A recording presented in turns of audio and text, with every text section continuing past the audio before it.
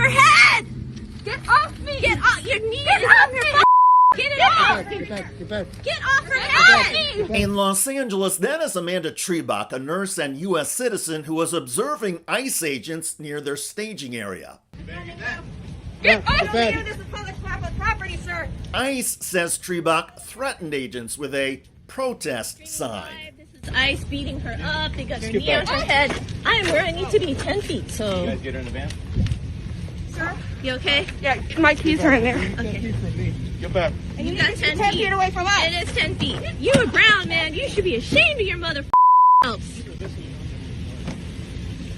You guys are on the wrong side of history. You're going to be in history books. Are they hurting you? Federal agents in that unmarked van took the nurse to a detention facility and said she would be charged with impeding and obstructing federal law enforcement. But soon after the arrest video went viral on social media, all of the charges were dropped. Apparently the video contradicted what ICE agents had told prosecutors. Go figure. Hello everybody, David Shuster here. It is not unusual for law enforcement officers to have little understanding or respect for constitutional rights. Such ignorance seems even more prevalent, though, among immigration and customs enforcement agents. ICE teams have repeatedly snatched and arrested people without a warrant, and because the agents didn't like what somebody said or the color of their skin or their accent. Never mind, of course, that the Constitution gives everybody in the United States free speech in any language or accent. And the courts have long held that criticizing a law enforcement officer is protected speech and that racial profiling is illegal. But who needs the Constitution when you're an agent of the Trump administration trying to meet arrest quotas?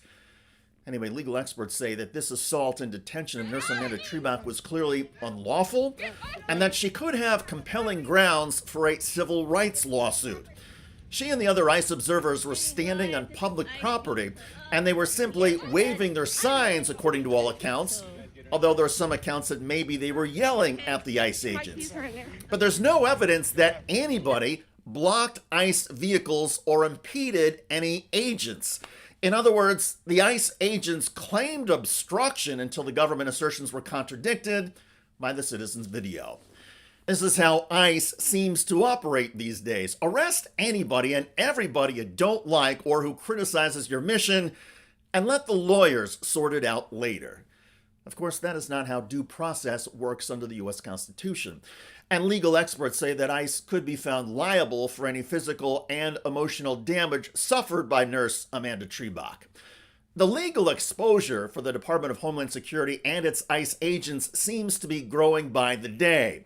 By their own admission, ICE has eliminated nearly all standards for ICE agents. Citizens with no law enforcement experience and of any age are now being encouraged to join the agency. Recently, Trump supporter and actor Cain, who briefly played the role of Superman on a short-lived television series, said that he was joining ICE. And I will be sworn in as an ICE agent ASAP. So they'll have 80,001 recruits. Are you going to be hopping out of ICE vans and apprehending guys?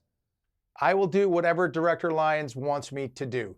If that's what it takes, absolutely. The ridicule of Cain has been intense. Democrat Representative Jack Kimball of California showed Cain's obesity and mocked Cain's failed acting career. Quote, "So proud of Dean Cain joining ICE. Finally, they found somebody who doesn't need a mask because nobody recognizes him."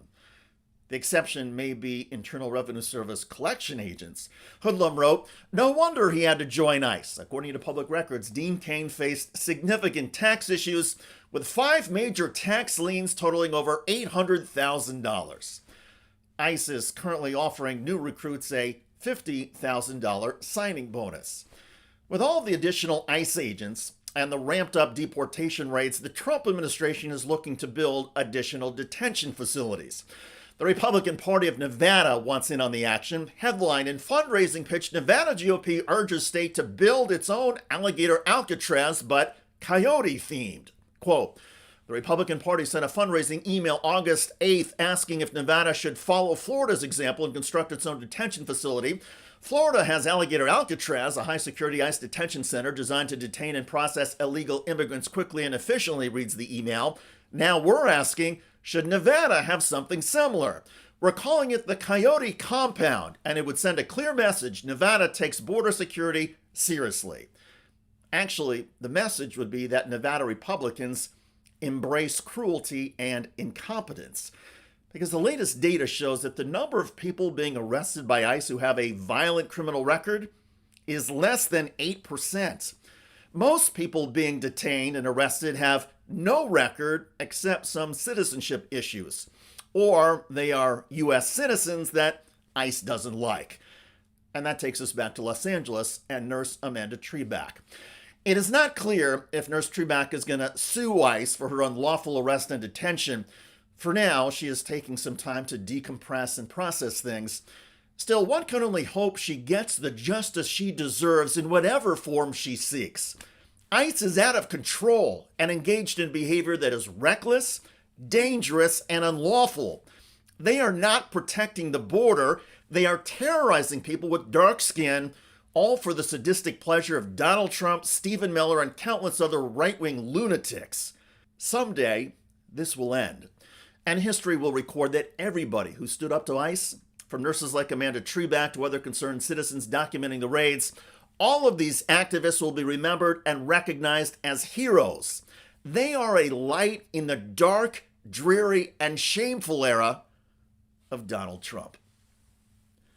By the way, Donald Trump is getting blasted now for a banana republic move on economic statistics. Bad data, you kill the messenger, right? And that's Donald Trump, because he thinks he can bend reality. If he can just tell a different story, then everyone will have to believe his story.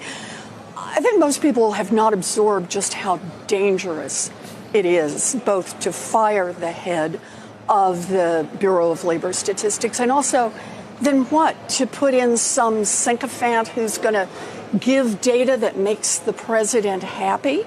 That's certainly the message he's communicating. The United States data collection in the economic range is the best in the world. We are the gold standard. And the importance of that is that every government official who's making policy choices, and I mean that at the federal level, but also at the state level, at the town level, can look at here's where we've been, here's the direction it looks like the economy's going. Understand, Bureau of Labor Statistics does not interpret the data. They just report the numbers. You figure out what to do with it. And every business in America that's trying to figure out where do I want to go next, what do I think the trends look like, this is what businesses do. Check out that video at the link below. It generated a lot of comments on YouTube. One of the most popular is from Martin, who wrote, "Keep Trump in power and you suffer the consequences." Indeed.